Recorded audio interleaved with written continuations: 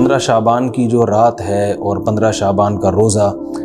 اس کے حوالے سے بہت زیادہ لوگ سوال پوچھ رہے ہیں، تو میں نے ارادہ کیا میں ایک کلپ ریکارڈ کروا دوں۔ اس میں جو بھی میری ٹوٹی پھوٹی تحقیق ہے، جو میں نے احادیث دیکھی اس بارے میں اور جو علماء کے اقوال دیکھے اور جتنا میں اس کی ریسرچ کر سکا ہوں، اس کا ایک خلاصہ آپ کے سامنے رکھ دوں۔ اگر میں وہ تمام احادیث آپ کو پڑھ کے سناؤں، پھر ایک ایک کی سند پڑھوں، پھر ایک ایک کی سند پہ بحث کروں، تو وہ بات بہت ہو جائے گی لمبی اور کلپ بہت طویل ہو جائے گا۔ تو ایک خلاصے کے طور پر پوری جو ایک تحقیق ہے وہ میں آپ کے سامنے رکھنا چاہتا ہوں۔ تو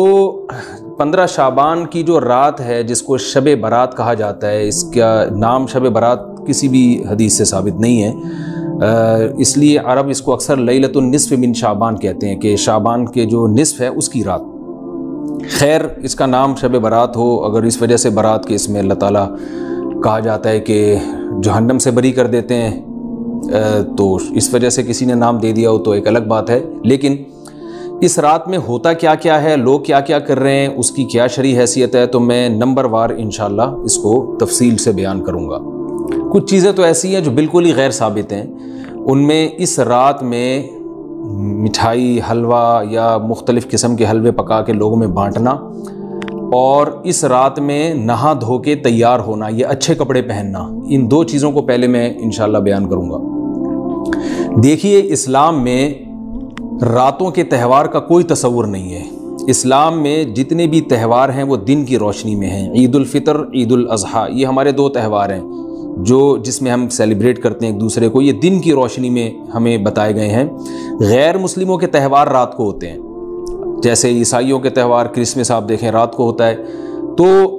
اس کی وجہ یہ ہے کہ اسلام نے دن کی روشنی میں تہوار رکھے ہیں۔ بہت ساری حکمتیں اس میں ہو سکتی ہیں، پوری حکمتیں تو ہم نہیں جانتے، لیکن کچھ سرسری غور سے کچھ حکمتیں ہمارے سامنے آتی ہیں کہ رات کا وقت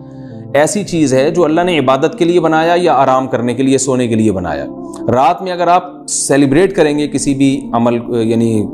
کوئی خوشی منائیں گے، تو اس میں انسان کی گناہوں کی طرف توجہ زیادہ جاتی ہے۔ جیسے آپ دیکھیں کرسمس میں شرابیں پی جاتی ہیں، اور جو بھی غیر مسلموں کے تہوار ہیں اس میں بھی چراغاں ہوتا ہے رات کے وقت۔ تو جبکہ ہمارے ہاں جو عید الفطر ہے وہ دن کی روشنی میں ہم نماز پڑھ کے اس کی ابتدا کرتے ہیں۔ تو آپ کہہ سکتے ہیں کہ شب برات کو کوئی تہوار تو نہیں مانتا، تو دیکھیں تہوار زبان سے ماننا ضروری نہیں ہے۔ آپ اپنے عمل سے جب کوئی ایسا کام کرتے ہیں جو تہواروں میں کیا جاتا ہے، تو اس کا مطلب یہ ہوا کہ آپ اس کو تہوار مان رہے ہیں، یعنی آپ اس کو ایک خوشی کا دن مان رہے ہیں۔ تو نہانا دھونا یا کھانے پکا کے لوگوں میں تقسیم کرنا یا خود کھانا، اور خاص طور پہ حلوہ یعنی میٹھا، یہ چیزیں تہواروں کے موقع پر ہوتی ہیں۔ جیسے ہم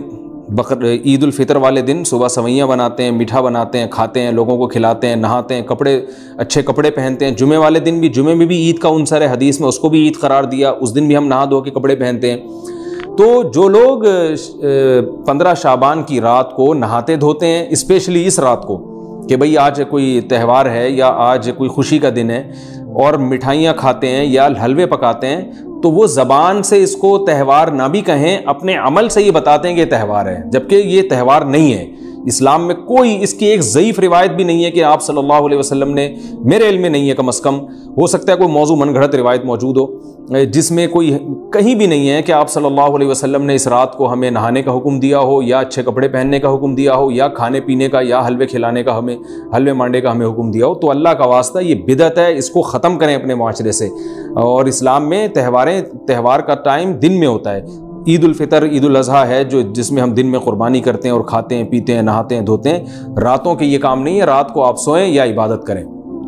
تو ایک چیز تو یہ تھی جو میں بتانا چاہ رہا تھا۔ دوسری چیز، اس رات کو قبرستان جانا۔ دیکھیے، اس بارے میں حدیث پیش کی جاتی ہے، مشہور حدیث ہے، لوگ سنتے رہتے ہیں کہ نبی صلی اللہ علیہ وسلم رات کو اٹھے اور امی عائشہ رضی اللہ تعالیٰ عنہ بھی آپ کے پیچھے چلی گئیں، اور آپ صلی اللہ علیہ وسلم جنت البقیع میں مغفرت کی دعا مانگ کے تشریف لے آئے واپس۔ تو یہ حدیث انتہائی درجے کی ضعیف حدیث ہے، اور ایک تو ضعیف حدیث ہے، دوسری بات یہ کہ اگر ہم تھوڑی دیر کے لیے فرض کر لیں یہ صحیح حدیث ہے، اور ہم کہتے ہیں کہ بھئی نبی صلی اللہ علیہ وسلم نے یہ عمل کیا ہے، تو صحابہ میں سے کسی سے ضعیف حدیث سے بھی ثابت نہیں ہے کہ کوئی اس رات قبرستان گئے ہوں۔ حضرت ابو بکر کے بارے میں کوئی روایت نہیں ملتی کہ اس رات قبرستان گئے ہوں، حضرت عمر کے بارے میں کوئی روایت نہیں ملتی، یا کسی ایک صحابی کے بارے میں نہیں۔ تو آپ مجھے بتائیں کہ یہ کیسی سنت ہے کہ جو صحابہ کی سمجھ میں نہیں آئی اور ہماری سمجھ میں آ گئی ہے؟ تو مشرکین مکہ یہ کہا کرتے تھے لو کان خیرن ما سبقونا الیہ، قرآن مجید کی آیت ہے کہ اگر یہ اسلام میں کوئی خیر ہوتی تو یہ صحابہ ہم سے پہل نہ کرتے، یہ صحابہ نے ہم سے پہل کیا ہے، اس کا مطلب ہے یہ اسلام خیر کا کام نہیں ہے۔ تو مشرکین کو صحابہ سے چونکہ نفرت تھی، اس لیے کہتے تھے کہ یہ چونکہ اسلام کو فالو کر رہے ہیں تو یہ اس کی علامت ہے کہ اسلام خیر نہیں ہے، کیونکہ خیر میں تو ہم صحابہ سے آگے ہوتے ہیں، اپنے بارے میں ان کا یہ اس خوش فہمی میں مبتلا تھے وہ۔ لیکن ہماری رائے کیا ہے؟ ہم یہ کہتے ہیں کہ لو کان خیرن لسبقونا الیہ، وہ کہتے تھے لا سبقونا، ہم کہتے ہیں لسبقونا، کہ اگر کوئی بھی خیر کا کام ہے تو صحابہ ہم سے ضرور اس میں پہل کریں گے، یہ ہو نہیں سکتا کہ خیر کا کام ہم کریں اور صحابہ نے نہ کیا ہو۔ تو اسی طرح میں یہ عرض کرتا ہوں کہ دیکھیں اگر قبرستان جانا اس رات میں سنت عمل ہوتا تو صحابہ یقیناً جایا کرتے، کوئی ایک صحابی تو گیا ہو، یہ کیسی بات ہے جو صحابہ کی سمجھ میں نہیں آئی اور ہماری سمجھ میں آ رہی ہے اور ہم قبرستان جا رہے ہیں اس رات کو۔ چلیں اگلا اسٹیپ تھوڑی دیر کے لیے فرض کر لیتے ہیں کہ نبی صلی اللہ علیہ وسلم جو ایک رات قبرستان گئے، فرض کر لیں وہ حدیث بھی صحیح ہے، یہ بھی فرض کر لیں کہ صحابہ اگرچہ نہیں گئے مگر ہم صحابہ سے بھی زیادہ آگے نکلنے کی کوشش کرتے ہیں اور صحابہ کو سمجھ میں نہیں آیا، ہمیں سمجھ میں آ گیا، تو چلیں فرض کر لیں تھوڑی دیر کے لیے کہ اس رات کو جانا ہم سنت مان لیتے ہیں، آپ کے دلائل ہم مان لیتے ہیں اور صحابہ کی سمجھ میں نہیں آئے لیکن ہماری سمجھ میں زیادہ آ رہا ہے، ہم فرض کر لیتے ہیں، مان لیتے ہیں کہ اس رات قبرستان جانا سنت ہے۔ تو آپ مجھے بتائیں نبی نے جو عمل جس طرح سے کیا ہو اس طرح سے سنت ہوگا، یا آپ اپنی طرف سے جس کو ہم پشتوں میں کہتے ہیں اخپل طریقے سے کرنا سنت ہے؟ نبی نے فجر کی 2 رکعتیں پڑھی ہیں اور ہر رکعت میں 2 سجدے کیے ہیں، آپ اگر فجر کی 3 رکعتیں پڑھیں گے تو کیا نماز ہو جائے گی آپ کی؟ اب آپ دلیل میں یہ کہیں کہ نبی نے فجر کی نماز پڑھی ہے تو مجھ پر بھی لازم ہے، تو بھائی نبی نے پڑھی ہے تو جیسے نبی کے پڑھنے سے آپ پر پڑھنا لازم ہو گیا تو جس طرح سے پڑھی ہے اسی طرح پڑھنا لازم ہوگا، اخپل طریقے سے پڑھنا لازم نہیں ہوگا۔ تو اسی طرح یاد رکھیں، فرض کر لیں کہ نبی قبرستان گئے ہیں اور یہ قبرستان جانا سنت ہے، تو نبی کس طرح گئے ہیں اور کتنی دفعہ گئے ہیں؟ نبی رات کو چپکے سے اٹھ کے گئے ہیں، کوئی کسی کو آپ نے جمع نہیں کیا، کسی کو بتایا تک نہیں، جو اس حدیث سے پتہ چل رہا ہے ہمیں، اگرچہ یہ ضعیف حدیث ہے لیکن فرض کر لیں یہ صحیح ہے، تو کہیں پتہ بھی نہیں چل رہا، چپکے سے قبرستان گئے اور چپکے سے واپس آئے اور پوری زندگی میں ایک دفعہ گئے، جبکہ ہمارے ہاں ہر سال قبرستان میں لوگ جا رہے ہیں، جب بھی شب برات آتی ہے لوگ قبرستان جاتے ہیں، ہر سال، نبی ایک دفعہ گئے اور آپ ہر سال جا رہے ہیں۔ نمبر 2، جاتے جتھوں کی شکل میں، نبی تو چپکے سے گئے ہیں، تو آپ رات کو 2-2:30 بجے ذرا چپکے سے اٹھیں اور تنہائی میں جب قبرستان میں وحشت ہو اور اندھیرا ہو اور وہاں قبرستان جائیں، اتنا دم ہے آپ میں، تو ہم کہیں گے بھئی آپ نے نبی کی سنت کو زندہ کیا ہے۔ لیکن آپ تو جتھوں کی شکل میں جا رہے ہیں، نہا دھو کے جا رہے ہیں، خوشبو لگا کے جا رہے ہیں، تیار ہو کے جا رہے ہیں، اور جو کچھ وہاں خرافات ہو رہی ہیں قبرستان میں وہ تو ساری دنیا کو معلوم ہے، میلے ٹھیلے لگے ہوئے ہیں وہاں پہ، گولے گنڈے بک رہے ہیں، برگر بک رہے ہیں، گول گپے بک رہے ہیں وہاں پہ، اور پھول الگ بک رہے ہیں، ہار پھول قبروں پہ چڑھانے کے لیے۔ کیا بدماشی ہے یہ، کیا منہ دکھائیں گے رسول اللہ صلی اللہ علیہ وسلم کو قیامت کے دن؟ آپ کے سامنے کیا وہ حدیث نہیں ہے کہ نبی صلی اللہ علیہ وسلم نے فرمایا کہ روایت میں آتا ہے کہ کچھ لوگ قرب میدان حشر میں آئیں گے تو ان کے چہرے ایسے ہوں گے جیسے میری امت کے چہرے ہوتے ہیں، میری امت کی شکل ہوتی ہے، حدیث کا مفہوم میں بیان کر رہا ہوں۔ تو جب وہ حوض کوثر کا پانی پینے کے لیے میرے پاس آئیں گے تو فرشتے ان کو بھگائیں گے، سحقن سحقن، تو آپ صلی اللہ علیہ وسلم پوچھیں گے یہ تو میری امت ہے، آپ تو فرشتے کیا کہیں گے کہ یہ آپ کی وہ امت ہے جنہوں نے آپ کے دنیا سے جانے کے بعد دین میں ایسی چیزیں ایجاد کر لی تھیں جن کا آپ نے حکم نہیں دیا۔ تو آپ کیا فرمائیں گے؟ سحقن سحقن، دور کرو ان سے۔ تو ایسا نہ ہو کہ ہم قیامت کے دن رسول اللہ صلی اللہ علیہ وسلم کی شفاعت سے محروم ہو جائیں۔ تو اللہ کا واسطہ قبرستان مت جائیں اس رات، گھر میں بیٹھیں آرام سے، یہیں بیٹھ کے میت کے لیے مغفرت کی دعا کریں، اور اگر آپ سمجھتے نہیں یہ حدیث بالکل صحیح ہے اور جانا لازمی ہے تو پھر تنہائی میں جائیں، ایسے قبرستان کا انتخاب کریں جہاں آپ کے علاوہ کوئی بھی نہ ہو، اور پھر چپکے سے جائیں اور پتلی گلی سے واپس آ جائیں آپ۔ اگرچہ ہم تو اس کو بھی نہیں مانتے لیکن اگر کرنا ہے تو پھر اس طریقے سے عمل کریں اگر آپ حدیث کو فالو کرنا چاہتے ہیں آپ اپنے خیال کے مطابق۔ تو یہ 2 باتیں ہو گئیں۔ ایک تیسری چیز کیا ہے؟ کیا قرآن اس رات میں نازل ہوا ہے اور تقدیر کے فیصلے اس رات میں ہوتے ہیں؟ دیکھیے قرآن میں 2 جگہ اللہ نے اس مضمون کو بہت وضاحت سے بیان کیا، ایک سورہ دخان میں انا انزلناہ فی لیلۃ مبارکہ کہ ہم نے اس کو مبارک رات میں نازل کیا، اور اللہ نے فرمایا فیہا یفرق کل امر حکیم، اس میں حکمت والے فیصلے ہوتے ہیں اس رات میں۔ دوسری جگہ 30ویں پارے میں سورہ قدر میں اللہ نے فرمایا انا انزلناہ فی لیلۃ القدر، ہم نے اس قرآن کو لیلۃ القدر میں نازل کیا، اور اس میں بھی اللہ نے فرمایا تنزل الملائکۃ فیہا کہ فرشتے اس رات میں اترتے ہیں بإذن ربہم من کل امر، تمام قسم کے معاملات لے کے۔ تو یہاں بھی اللہ بتا رہے ہیں کہ جو 1 سال کے فیصلے جس رات میں ہوتے ہیں اور فرشتوں کے حوالے کیے جاتے ہیں، وہ رات اور قرآن کے نازل ہونے والی رات ایک ہی ہے، یہ الگ الگ راتیں نہیں ہیں۔ اور سورہ قدر میں اللہ نے فرما دیا واضح لفظوں میں کہ وہ لیلۃ القدر کی رات ہے۔ تو اتنی وضاحت کے بعد پھر یہ کہنا کہ اس رات میں قرآن نازل ہوا تھا، جبکہ اس کے بارے میں کوئی صحیح حدیث موجود بھی نہیں ہے، ضعیف یا موضوع روایتیں ہیں، تو یہ بالکل قرآن پر میں سمجھتا ہوں کہ یہ ٹھیک نہیں ہے، بالکل دلیل کے لحاظ سے یہ کمزور بات ہے۔ اگرچہ بعض علماء اس طرف گئے ہیں اور انہوں نے تعویل کی ہے، انہوں نے یہ تعویل کی ہے کہ قرآن جو ہے آسمان دنیا پہ آیا لیلۃ القدر میں، اور وہاں سے جو نیچے نزول شروع ہوا ہے وہ شب برات میں ہوا ہے، لیکن یہ تعویل عقل سے بعید ہے اور اس تعویل کی ہمیں ضرورت بھی نہیں ہے۔ 2 صحیح حدیثیں ٹکرا رہی ہوں یا قرآن کی آیت کسی ایسی متواتر حدیث سے ٹکرا رہی ہو، تو پھر تو وہاں ہمیں تطبیق دینے کی ضرورت پیش آتی ہے، جب قرآن کے مقابلے میں کوئی حدیث ہی نہیں ہے، صحیح حدیث بھی نہیں ہے۔ حالانکہ قرآن کے مقابلے میں تو فقہا کہتے ہیں کہ اگر صحیح حدیث بھی ہو، متواتر نہ ہو، صحیح حدیث بھی ہو تو وہ بھی ظنی ہوتی ہے، تو اس حدیث کو رد کیا جائے گا، قرآن میں تعویل نہیں کی جائے گی۔ لیکن یہاں تو صحیح حدیث بھی نہیں ہے، یہاں تو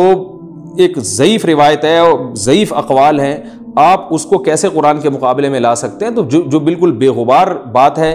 وہ یہی ہے کہ اللہ تعالیٰ نے قرآن مجید کو لیلۃ القدر میں نازل کیا، جو رمضان کے آخری عشرے میں ہوتی ہے، اور اسی لیلۃ القدر میں فیصلے بھی ہوتے ہیں۔ اور بعض لوگ کہتے ہیں اس میں حرج کیا ہے کہ ہم 15 شعبان کو بھی فرض کر لیں، اس میں قرآن نازل ہوا اور لیلۃ القدر میں بھی، بھائی اس سے لیلۃ القدر کی ویلیو کم ہوتی ہے۔ اللہ تو لیلۃ القدر کی ویلیو بڑھا رہے ہیں کہ یہ ایسی رات ہے جس میں 1 سال کے فیصلے بھی کر دیے جاتے ہیں اور اس میں قرآن مجید کا نزول بھی شروع ہوا۔ تو جس رات کو اللہ نے جو پروٹوکول دیا ہے وہی پروٹوکول اس کو دینا چاہیے، آپ اس کو کسی اور رات کو نہ دیں وہ پروٹوکول۔ تو یہ تیسرا مسئلہ ہوا۔ پہلا مسئلہ حلوے مانڈے کا اور نہانے دھونے کا، وہ بھی غلط ہے۔ دوسرا مسئلہ قبرستان جانے کا، وہ بھی ٹھیک نہیں ہے۔ تیسرا مسئلہ کہ اس رات میں قرآن نازل ہوا اور فیصلے ہوتے ہیں، یہ تیسری بات بھی غلط ہے۔ نہ تو اس رات میں قرآن نازل ہوا اور نہ اس رات میں فیصلے ہوتے ہیں۔ چوتھی چیز کہ کیا اس رات میں عبادت کی کوئی فضیلت ہے سرے سے یا نہیں ہے، یہ ایک علمی مسئلہ ہے۔ تو اس بارے میں خوب اچھی طرح سمجھ لیں کہ اس بارے میں جتنی بھی احادیث ہیں جو اس رات کی فضیلت کے بارے میں ہیں کہ بنو کلب کی بکریوں کے برابر مغفرت ہوتی ہے اور بکریوں کے بالوں کے برابر، اور یا جو بھی اس بارے میں روایات ہیں کہ سب کی بخشش ہو جاتی ہے سوائے اس شخص کے جو کسی کے دل میں کینہ رکھتا ہے، تو یہ جتنی اس رات کی فضیلت میں احادیث ہیں، تو ایک بات تو خوب اچھی طرح سمجھ لیں، اس پر تمام محدثین کا، جہاں تک میں نے دیکھا ہے، تمام محدثین کا اتفاق ہے کہ اس کی فضیلت میں صحیح حدیث ایک بھی نہیں ہے۔ اس رات کی فضیلت میں ایک بھی صحیح حدیث موجود نہیں ہے، لیکن ضعیف روایتیں اتنی کثرت سے ہیں کہ ایک الگ محدثین کا اصول ہے کہ جب ضعیف روایتیں کی سندیں زیادہ ہو جائیں تو وہ حسن بن جاتی ہے، یعنی قابل قبول ہو جاتی ہے وہ، کیونکہ بہت ساری کمزور چیزیں مل کے اس میں کچھ قوت پیدا کر دیتی ہیں۔ تو اب جن علماء نے احادیث کے ضعف کی طرف دیکھا کہ ایک بھی صحیح روایت نہیں ہے، انہوں نے اس رات کا بالکلیہ انکار کر دیا کہ اس رات کی سرے سے کوئی فضیلت نہیں ہے۔ لیکن جن علماء نے اصول حدیث کی طرف دیکھا اور فقہ کے ایک اصول کی طرف دیکھا کہ کثرت روایات درجہ حسن تک پہنچ جاتی ہیں، ضعیف روایات، تو انہوں نے کہا کہ بالکل اس رات کی فضیلت کا انکار ہی سرے سے کر دینا یہ غلط ہے۔ تو جمہور اس طرف گئے ہیں کہ اس رات کی فضیلت کا بالکلیہ انکار کر دینا یا اس کی عبادت کی فضیلت کا بالکلیہ انکار کر دینا یہ ٹھیک نہیں ہے، لیکن کچھ علماء، وہ بھی بڑے محقق علماء ہیں، وہ اس طرف گئے ہیں کہ اس رات کی سرے سے کوئی فضیلت اسلام میں ہے ہی نہیں۔ اب میں دونوں طرف کے علماء کا کچھ تھوڑا سا تجزیہ پیش کرتا ہوں۔ تو جو علماء یہ کہتے ہیں کہ اس رات کی فضیلت ہے اور فضیلت میں کثرت سے روایات ہیں اور اس میں بڑے بڑے علماء داخل ہیں، امام شافعی رحمہ اللہ تعالیٰ جیسے مجتہد بھی ہیں جو اس رات کی فضیلت کے قائل ہیں۔ باقی ائمہ سے مجھے جو ہے نا امام ابو حنیفہ سے کچھ نہیں ملا اس رات کی فضیلت کے بارے میں، اور امام احمد ابن حنبل سے بھی مختلف روایات ملی ہیں، اس لیے میں جزم سے کسی اور امام کے بارے میں نہیں کہہ سکتا، لیکن امام شافعی سے بہرحال اس کی فضیلت صراحتاً منقول ہے، اگرچہ انہوں نے بھی اعتراف کیا ہے کہ اس کی روایات کے بارے میں جتنی اس بارے میں روایات ہیں وہ ضعیف ہیں، لیکن وہی ایک اصول ہے کہ جب ضعیف روایات بہت کثرت سے ہوتی ہیں تو درجہ حسن تک پہنچ جاتی ہیں۔ تو اس اصول کے تحت جمہور اس کے قائل ہیں کہ اس رات میں عبادت اگر ہم کرتے ہیں تو دوسری راتوں کی نسبت ہمیں ثواب زیادہ ملتا ہے، لیکن جو بعض دوسرے علماء جو بالکل ہی اس رات کی فضیلت کے منکر ہیں، ان کے دلائل میں یہ ہے کہ یہ بات اگرچہ درست ہے کہ اگر ضعیف روایات کثرت سے ہوں تو وہ درجہ حسن تک پہنچ جاتی ہیں، لیکن وہ کہتے ہیں کہ کچھ قرائن ایسے ہیں جن قرائن سے پتہ چلتا ہے کہ جو ہے ان قرائن کو اگر سامنے رکھا جائے تو وہ ان کی رائے یہ ہے کہ پھر ان کا خیال یہ ہے کہ ان کا رجحان اس طرف ہے کہ اس رات کی سرے سے کوئی فضیلت نہیں ہے۔ ان قرائن میں ایک چیز یہ بھی ہے کہ اس کے بارے میں جو روایات ہیں ان میں بہت زیادہ ثواب کی بشارت سنائی گئی ہے، تو بعض محدثین کا یہ اصول ہے کہ کسی رات کے بارے میں یا کسی خاص عمل کے بارے میں بہت زیادہ کہیں غلو ہوتا ہے یا مبالغہ ہوتا ہے، غلو تو نہیں کہہ سکتے، تو یہ خود ایک اس طرف اشارہ ہوتا ہے کہ یہ ایک ضعف ہے، اگرچہ یہ کوئی اتنی مضبوط بات نہیں ہے، لیکن بہرحال جو علماء اس کی فضیلت کے بالکل منکر ہیں ان کی ایک دلیل میں آپ کے سامنے پیش کر رہا ہوں۔ دوسری بات یہ ہے کہ جو علماء اس کی فضیلت کے بالکل بھی قائل نہیں ہیں، ان کی ایک بڑی دلیل یہ بھی ہے، جن میں ہمارے شیخ حضرت مفتی رشید احمد صاحب رحمہ اللہ تعالیٰ بھی تھے، اگرچہ انہوں نے اس بارے میں کوئی صراحتاً فتویٰ نہیں دیا، لیکن وہ یہ اشکال ظاہر کیا کرتے تھے کہ شریعت میں جب بھی کسی وقت کی یا کسی خاص رات کی کوئی فضیلت آتی ہے تو اللہ تعالیٰ اس کو جو ہے وہ اس کا صحیح ٹائم نہیں بتاتے، بلکہ اس میں اختلاف ڈال دیتے ہیں۔ اس کی مثال ایسے جیسے جمعے کے دن حدیث میں آتا ہے کہ ایک وقت جمعے میں ایسا آتا ہے جس میں دعا لازمی قبول ہوتی ہے، اب ظاہر ہے وہ بڑا فضیلت کا وقت ہے، تو وہ وقت ہمیں متعین طور پہ بتایا نہیں گیا ہے، اس لیے علماء کا اس میں اختلاف ہوا، بعض نے کہا عصر کے بعد، بعض نے کہا کہ 2 خطبوں کے درمیان۔ لیلۃ القدر کو دیکھ لیں، لیلۃ القدر کی فضیلت میں قرآن بھی ہے، بہت ساری احادیث ہیں، لیکن لیلۃ القدر کی رات ہے کون سی یہ اللہ نے اس میں ابہام ڈال دیا۔ طاق راتوں میں 21 بھی ہو سکتی ہے، 23 بھی ہو سکتی ہے، بعض بلکہ حدیث سے 22ویں رات کا بھی ہونا ثابت ہے، زیادہ امکان 27ویں رات کا ہوتا ہے، تو وہ متعین نہیں ہے۔ تو جو علماء کہتے ہیں اس کی سرے سے کوئی فضیلت ہی نہیں ہے، ان کا رجحان وہ ان کی ایک یوں سمجھیں کہ دلیل تو نہیں لیکن ایک استئناس کہتے ہیں اس کو، کہ اس سے ان کے اس نظریے کو تقویت ملتی ہے کہ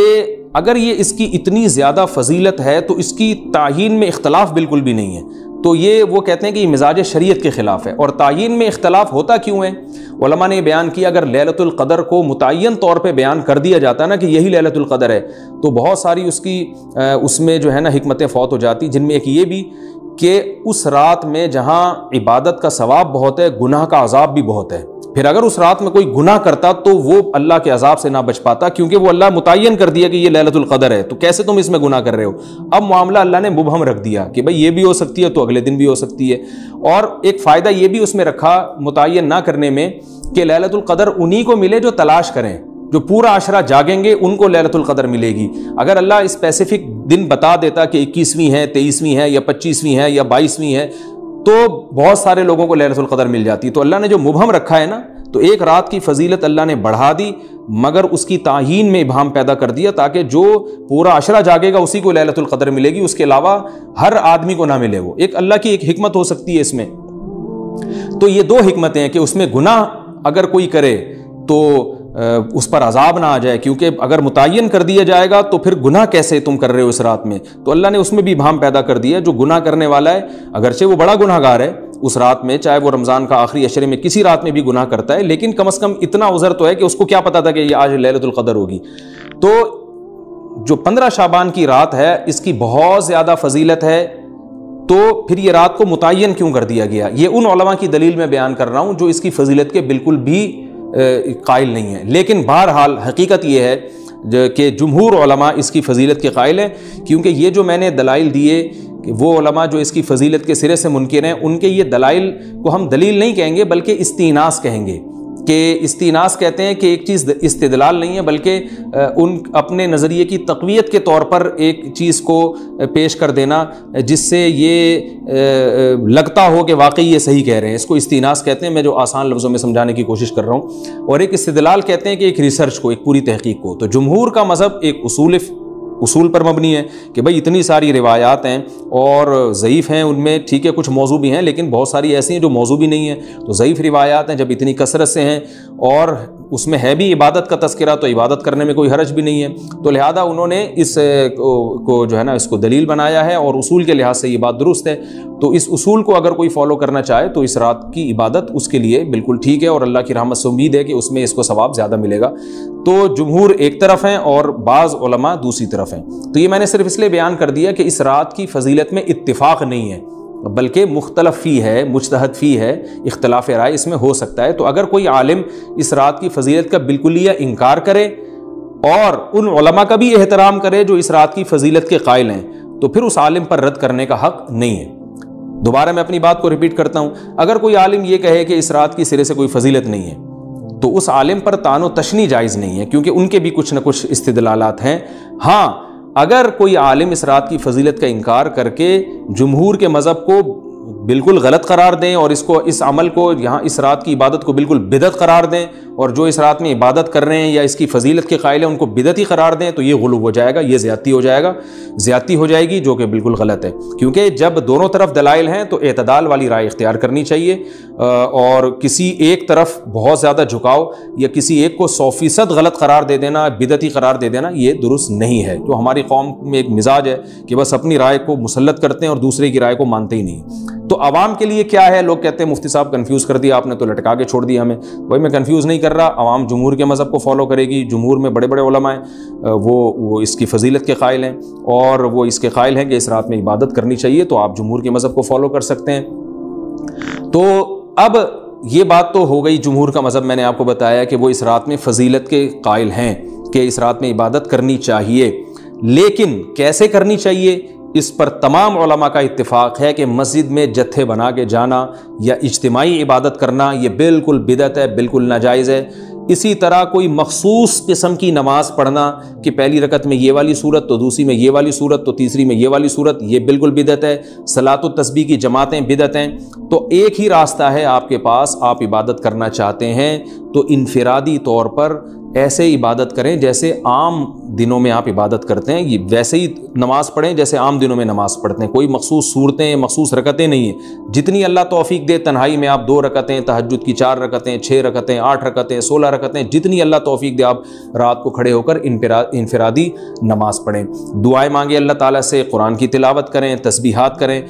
جتھے نہ بنائیں مسجد میں، چراغاں نہ کریں، بتیاں نہ لگائیں، قبرستانوں پہ رش نہ کریں، یہ سب ناجائز اور سب حرام ہے، گناہ ہے، اس کا اسلام میں کوئی تصور نہیں۔ کرنا ہے تو صرف ایک کام آپ کر سکتے ہیں کہ صرف عبادت کریں، اور اللہ کی رحمت سے امید کی جا سکتی ہے کہ اللہ تعالیٰ اس رات میں آپ کو عبادت کا دوسری راتوں کی نسبت ثواب عطا فرمائے گا۔ کیونکہ آپ اگر جمہور علماء کو فالو کر رہے ہیں تو ہمیں یعنی جن کے پاس علم نہیں ہے تو ان کو علماء ہی کو فالو کرنے کا اللہ نے حکم دیا ہے، تو آپ جمہور علماء کی رائے پر عمل کرتے ہوئے اگر عبادت کرنا چاہیں تو اللہ کی رحمت سے امید ہے کہ انشاءاللہ آپ کو ثواب ملے گا۔ لیکن عبادت کا کوئی مخصوص طریقہ ہرگز نہیں ہے۔ پمفلٹ بٹ رہے ہوتے ہیں کہ یہ والی صورت پڑھنے سے یہ ہو جائے گا، تو یہ والی صورت پڑھنے سے یہ ہو جائے گا، یہ بالکل غلط ہے۔ تو